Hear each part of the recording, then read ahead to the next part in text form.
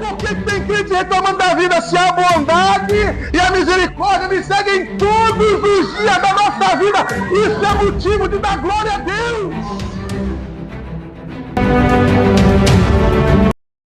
Abra a palavra de Deus no Salmo de número 100, aí no seu telefone.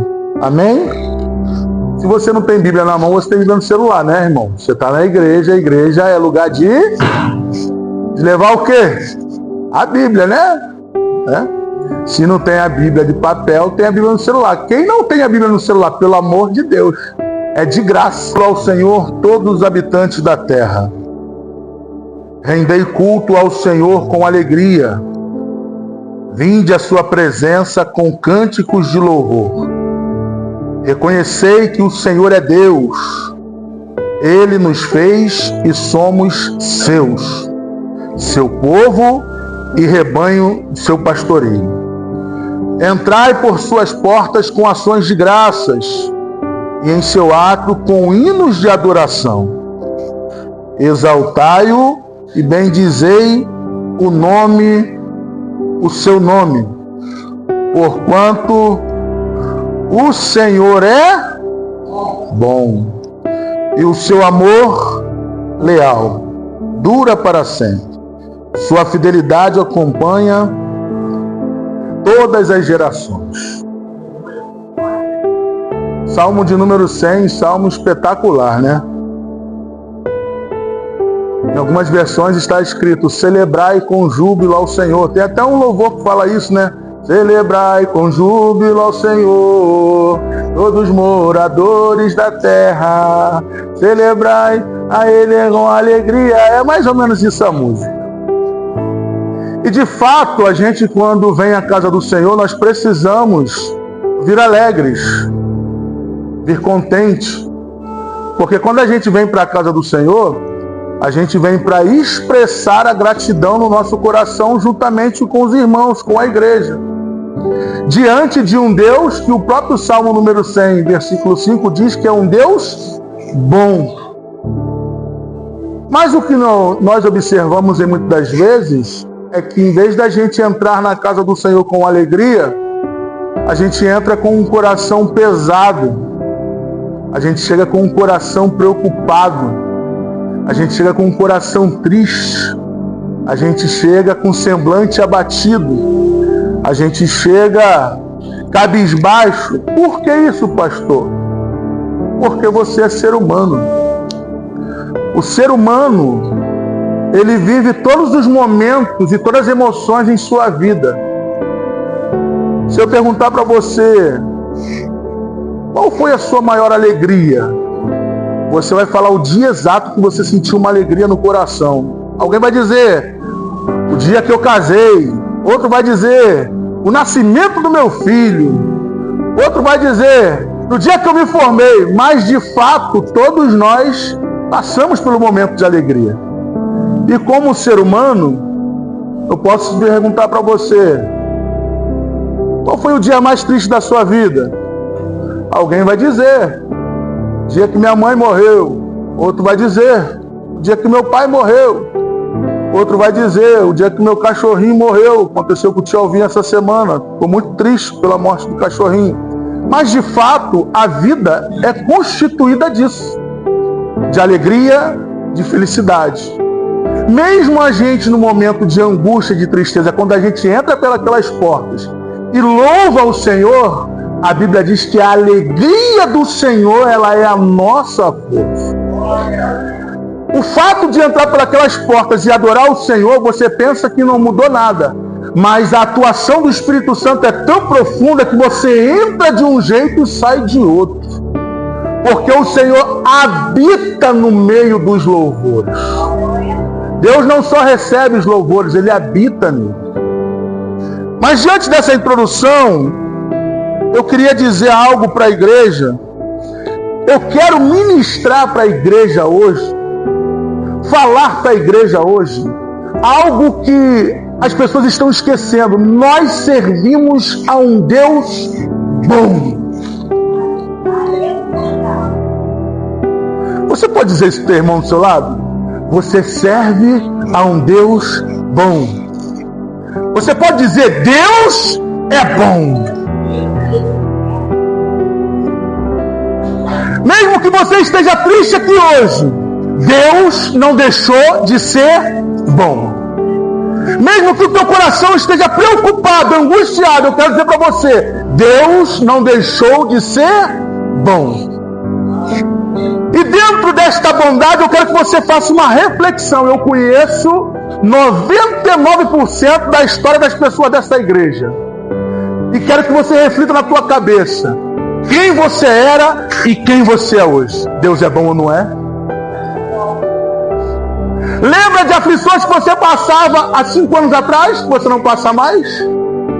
Lembra de lutas que você atravessava 10 anos atrás, que você falava assim: é impossível eu passar, mas eu quero te dizer algo. O Deus bom enviou essa luta, não foi para te afastar dele, foi para te aperfeiçoar, para te trazer crescimento, para que você fosse uma nova pessoa. Deus é bom.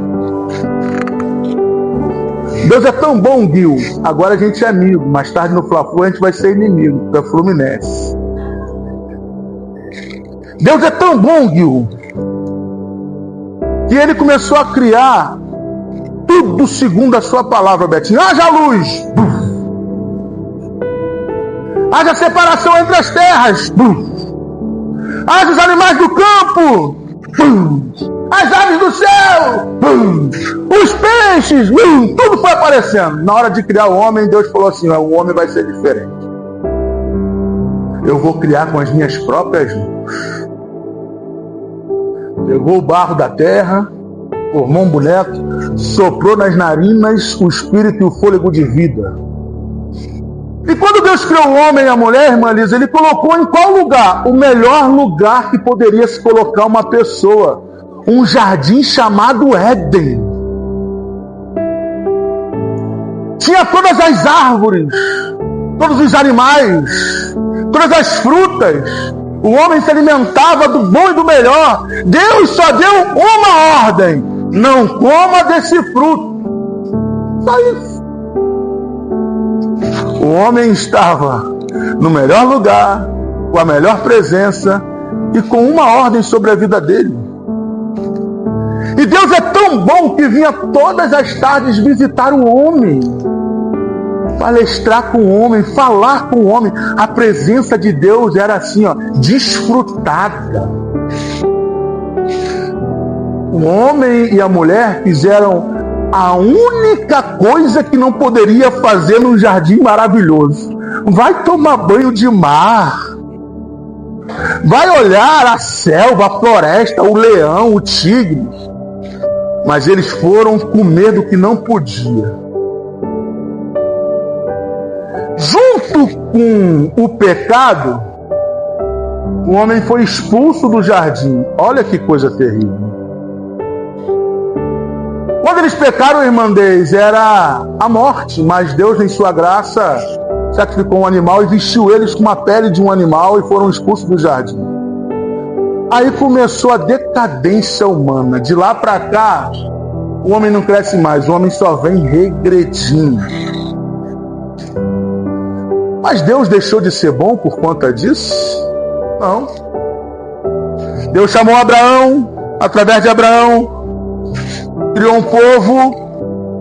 Abraão teve Isaac, Isaac teve Jacó, Jacó teve 12 filhos, um deles José. E esse povo de Deus se tornou escravo. Deus vai manifestar a sua bondade novamente. Vou libertar esse povo da escravidão.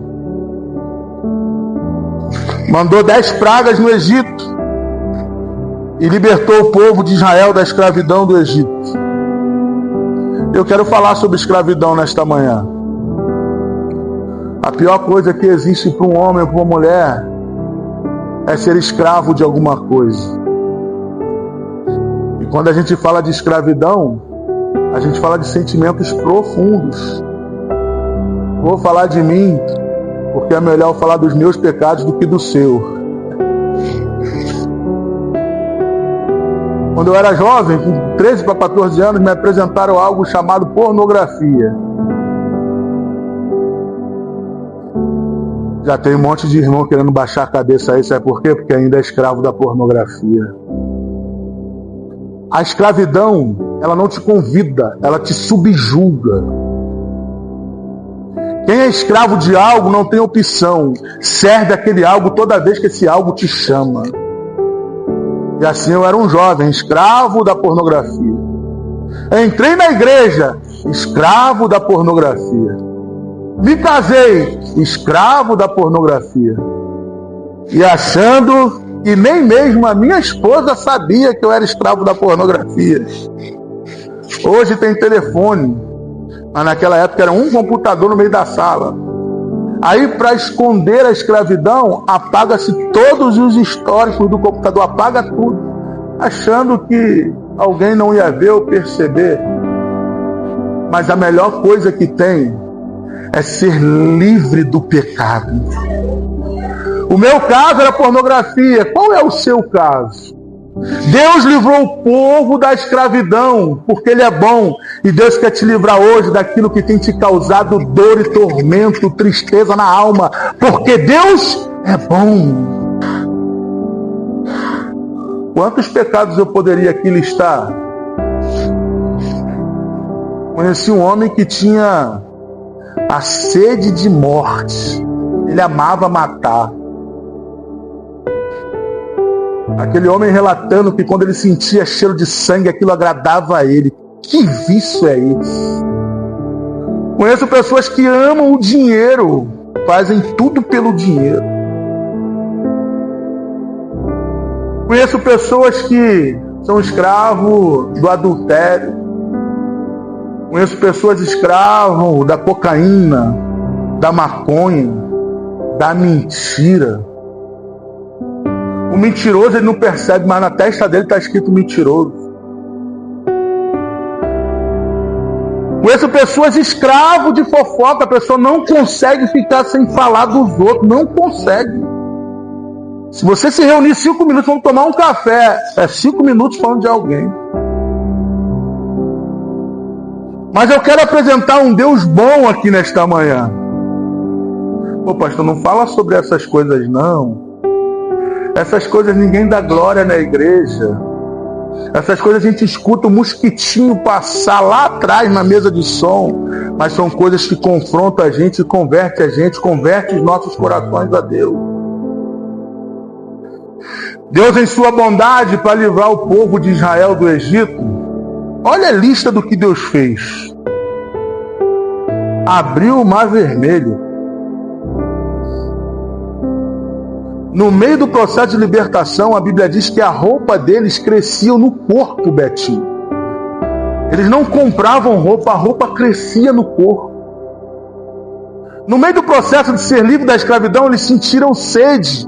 Tinha um riacho, um lago que parecia que a água era boa, mas quando eles foram provar, a água era amarga. Deus falou a Moisés, pega um galho, bota dentro desse lago aí, a água amarga se tornou doce. Deus é bom. A Bíblia diz que nesse processo de libertação, o passado, que era o Egito, vieram atrás do povo. E o povo ficou encurralado, não tem para onde fugir, de um lado montanha, do outro montanha, atrás do inimigo, na frente Mar Vermelho. Mas quando Deus quer libertar e Ele é bom, Ele abre o mar. Você imagina Copacabana abrindo no meio e um povo passando o mar de Copacabana? Deus é tão bom que o povo estava escravizado e disse assim, ó, vou colocar vocês numa terra que mana leite e mel. Vou colocar vocês numa terra boa. Quando eles atravessam o mar, ficam ali murmurando 40 anos de deserto por conta da murmuração. A primeira cidade, uma muralha gigantesca. Quantos de nós nos apresentamos diante de um problema que a muralha era gigante? Quantos? Você passou por isso e vou te dar uma notícia boa, porque Deus é bom, vai passar por isso de novo, mas a muralha vai cair. E ali eles se apresentaram, mas como? Que Deus vai dar a terra prometida para a gente com uma muralha desse tamanho? Como vamos transpassar essa muralha? Essa muralha pode representar os problemas que você está passando. A adversidade que você está enfrentando é tão grande que você fala assim, não tem jeito. Aí entra o quê? A bondade de Deus. Deus é bom. Josué, vem cá, meu filho. Eu sou um Deus bom. Vocês estão no processo de entrar na terra prometida e essa muralha é obstáculo. Vamos caminhar. Durante 6 dias vocês vão dar uma volta na muralha. No 7º dia vocês vão dar 7 voltas. Vocês vão ver as muralhas caindo. A Bíblia diz, igreja, que no 7º dia, na 7ª volta, tocaram-se as trombetas e o povo deu um brado. E as muralhas caíram por terra e aquele povo pôde chegar à terra prometida, a terra que mana leite e mel. Talvez você esteja no meio do processo, mas eu quero dizer algo para você. Deus vai te dar estratégia para você fazer, para você operar, para estas muralhas caírem por terra e você alcançar os seus sonhos e os seus objetivos. Porque Deus é bom.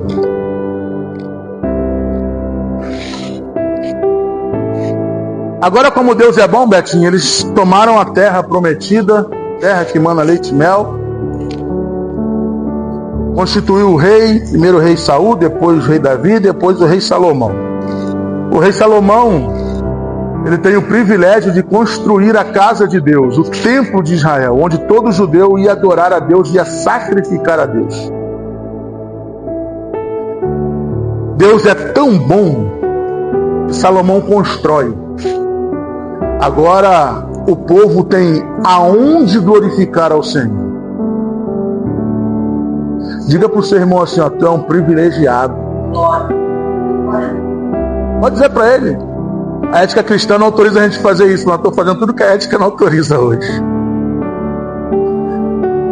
Você é um privilegiado, você tem uma casa de oração para chamar de Deus e sua, onde você chega aqui, derrama diante de Deus os seus medos, os seus anseios. Deus te deu esse lugar para você adorar a Ele. Deus te deu esse irmão que está do teu lado para você estar unido com Ele em oração, em clamor, porque tem gente que se preocupa contigo e isso é bondade de Deus. Salmo 145, versículo 9. A Bíblia diz assim: o Senhor é bom para com todos e a sua compaixão alcança todas as suas criaturas. A bondade de Deus te alcançou e você enxerga que Jesus Cristo é o Senhor da sua vida. Será que isso não é motivo da igreja dar glória a Deus? Estão condicionando a bondade de Deus com bens materiais. Deus nunca disse isso. Você quer ver um motivo para você dar glória a Deus? Hoje, 6 horas da manhã, você acordou. Foi 6 não, pastor, foi 7, tá bom. Foi 7 horas da manhã não, pastor, foi 8, tá bom, mas você acordou. Foi 7 não, pastor, faltam 10 minutos para o culto começar, eu me arrumei rapidinho, mas você acordou, glória a Deus. Vou te falar mais, você não só acordou não. Você acordou com saúde. Vou te falar mais. Você foi pro banheiro escovar o dente. Tu tem dente. Irmãos. Talvez se você acordar um pouquinho mais cedo, você tomou um cafezinho com leite, um pãozinho na manteiga com a tua esposa, com teu esposo, alimentou sua barriga e veio para a igreja. Deus é bom ou não é?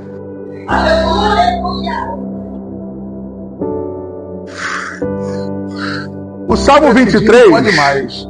Pode ser você, Miguel? Então vem cá, Miguel. Miguel e Davi, você pode vir aqui?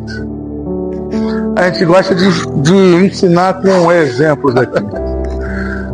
O Salmo 23, ele é maravilhoso, Zeca. No versículo 6. O que está escrito aqui no Salmo 23, versículo 3? Certamente, eu vou chamar o Miguel de bondade. Miguel é a bondade. A bondade e, em outras versões, a misericórdia. Eu vou chamar o Davi de misericórdia. Então, bondade e misericórdia. Pronto, ganharam 2 apelidos na igreja agora. O que a bondade e a misericórdia faz com a gente? quantos dias? Quê? O quê? Então, vocês podem me seguir, bondade e misericórdia aí. É um exemplo que eu estou dando. Não tem R$1, você que gastou no início do mês, mas está a bondade e a misericórdia atrás de você. Está vestido, está arrumado, está cheiroso, está passando luta, mas está a bondade e a misericórdia atrás de você. Para aí que hoje é segunda-feira. Mas com a bondade e a misericórdia não tem isso. É todos os dias. Então vem bondade e misericórdia de Deus, todos os dias. E Deus é bom, não é? E por que tem crente reclamando da vida se a bondade e a misericórdia me seguem todos os dias da nossa vida? Isso é motivo de dar glória a Deus. Obrigado, bondade. Obrigado, misericórdia. Não é isso, gente? Porque às vezes só falando, as pessoas não entendem, tem que dar exemplo. Aí vou dar outro exemplo para você. Deuteronômio capítulo 28. Isso aqui não estava no cronograma, não. Bondade e misericórdia. Deuteronômio 28. Se atentamente ouvires o Senhor teu Deus e obedecer os seus mandamentos, vocês serão abençoados em todas as nações. Versículo 2.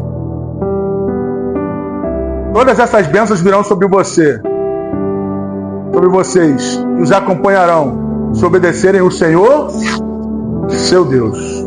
Vocês serão abençoados na cidade e serão abençoados no campo. Deus é bom ou não é? Os filhos do seu ventre serão abençoados, como também as colheitas da sua terra e a cria das vacas e das ovelhas. Olha Deus cuidando de tudo. Vai indo, Samuel, está muito devagar. As suas cestas e as suas amansadeiras serão abençoadas, prosperidade. Vocês serão abençoados quando entrarem e quando saírem. Bênção. O Senhor concederá que sejam derrotados diante de vocês os inimigos que se levantarem contra vocês. Virão a vocês por um caminho, mas vão achar 7 para meter o pé, porque vocês são abençoados e a vontade de Deus está sobre vocês.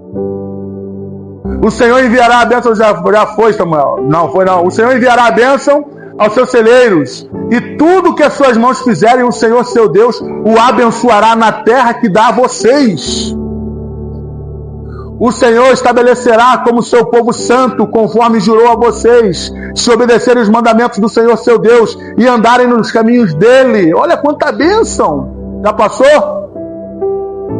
Então todos os povos da terra verão que vocês são chamados pelo nome do Senhor e terão medo de vocês. Vai, Samuel. O Senhor concederá grande prosperidade a vocês no fruto do seu ventre, na cria dos seus animais, na colheita da sua terra. Terra esta que dará a vocês conforme prometeu aos seus antepassados. O Senhor abrirá os céus, o depósito dos seus tesouros, para enviar chuva à sua terra no devido tempo e para abençoar todo o trabalho das suas mãos. Vocês emprestarão a muitas nações e não tomarão emprestado de nenhuma. O Senhor fará de vocês a cabeça das nações e não a cauda, se obedecerem aos mandamentos do Senhor seu Deus, que hoje lhe ordeno, que lhes dou, que os seguirem cuidadosamente. Vocês estarão sempre por cima e nunca por baixo. Não se desviem nem para a direita nem para a esquerda de nenhum dos mandamentos que hoje dou a vocês para seguir outros deuses e prestarem cultos. Entretanto, aí aqui que começa o problema. Muitos criticaram Adão e Eva aqui no início, mas agora aqui não é Adão e Eva. Nesse texto aqui é Rodrigo e Renato. Nesse texto aqui é Duda e Débora. Nesse texto aqui é Belmiro e Zé Carlos. Nesse texto aqui é Zeca e Gisele. É Vinícius e Monique. É Flávia e Ana Paula. Miguel e Mariana ainda não, porque não são casados. É Gil e Elisa. É Betinho e Aline. É Eduardo e Madilene. E assim por diante. Por que eu estou dizendo isso, Pedro e Carla? Porque agora cabe a gente obedecer os mandamentos do Senhor.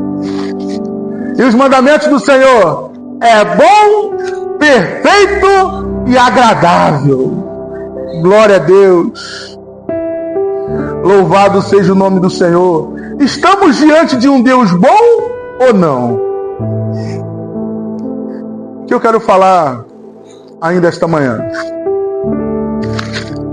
Deus é bom o tempo inteiro. E o que você passa é culpa sua, não é de Deus. Vamos à palavra? Lamentações,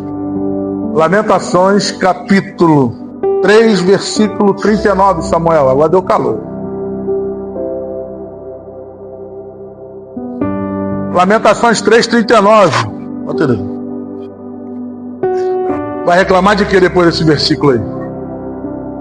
Em outras versões está escrito assim: do que se queixa o homem, senão dos seus próprios pecados? Deus deixou de ser bom porque tu está na prova?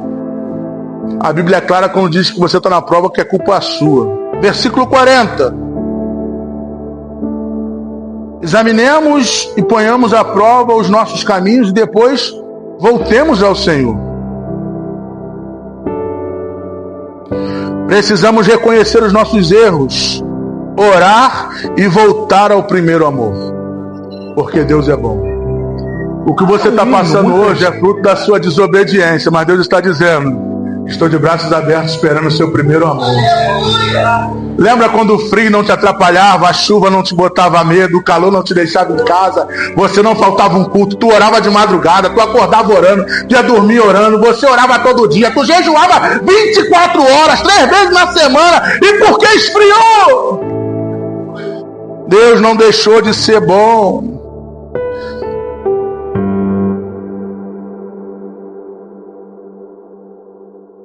Precisamos desmistificar esse ensinamento que Deus castiga.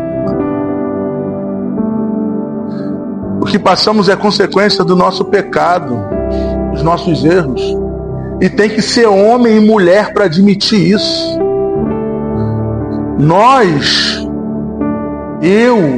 Penso assim, se eu tivesse ouvido a minha avó, minha avó morreu tem quantos anos, mãe? Se minha mãe não lembra, eu também não lembro. Mas tem mais de 10 anos. Se eu tivesse ouvido a minha avó quando me chamava no canto e me dava os melhores conselhos, eu duvido que eu tinha passado metade da prova que eu passei.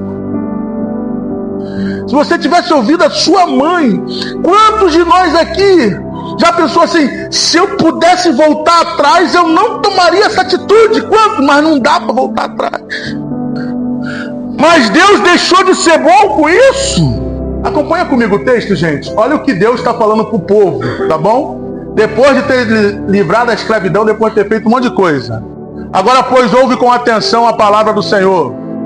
Põe-te em pé e defende a tua causa perante os montes e as montanhas. Ouçam a tua voz. Deus está dizendo: levanta, põe-te em pé que eu vou falar contigo e você se defende. Ó montes e vós, fundamentos perpétuos da terra, ouve a acusação de Yahvé, porque o Senhor tem uma grave questão para resolver com o seu povo. Entrará em juízo contra Israel. Deus falando.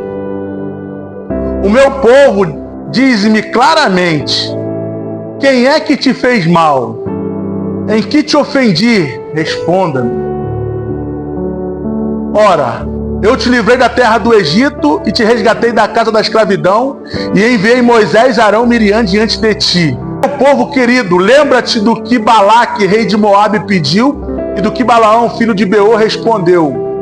Relembra a viagem que fizeste desde Sitim até Gilgal e reconhece que todas as atitudes de Yahvé são justas. Sendo assim, como eu devo me apresentar diante do Senhor? E como me curarei perante a Elohim, Deus exaltado? Deveria eu oferecer holocausto, sacrifício queimado de bezerro de 1 ano? Yahvé se agrada com milhares de carneiro, com 10.000 ribeiros de azeite? Uma pergunta. Devo oferecer meu primogênito, meu filho mais novo, meu filho mais velho, fruto do meu corpo como sacrifício para pagar os meus pecados e as minhas malignidades? Ó ser humano, ele já se revelou o que é bom e o que Yahvé exige de ti, senão apenas que pratique a justiça e ames a misericórdia e a lealdade e ande em humildade na companhia do teu Deus. Isso aqui é que Deus quer de você. Que pratique Você tem sido justo? A régua para se medir o próximo é desse tamanho. A régua para medir a gente é desse tamanho. E mais, praticamos injustiça, igual eu fiz com Samuel agora, me perdoe, meu filho, que agora eu tô assim, eu tenho que pedir logo perdão. A gente pratica injustiça com o próximo, falando que o próximo não fez. A gente falar o que o próximo não fez, você quer saber uma coisa? A pessoa quando erra em um algo, outras pessoas botam 1 milhão de algo em cima desse erro. Isso é injustiça. E que Deus está dizendo, Deus é bom, que andeis em justiça. Ames a misericórdia e a lealdade. Está escrito aqui na palavra.